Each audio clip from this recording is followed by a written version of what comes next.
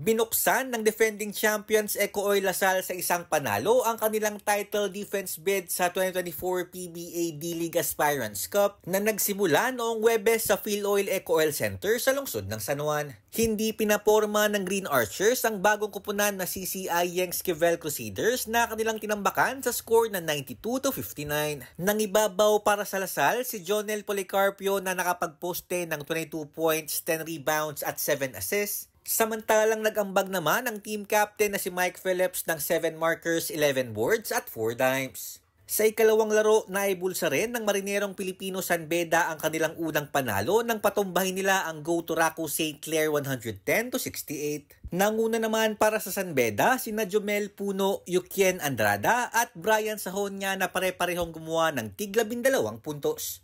Magpapatuloy ang 2024 PBA D-League Aspirants Cup sa Lunes kung saan agad na magbabalik aksyon ang San Beda kontra sa Kiancel Basketball na agad susundan ng sagupaan sa pagitan ng Lasal at St. Clair. Tari Luclares para sa Pambansang TV sa Bagong Pilipinas.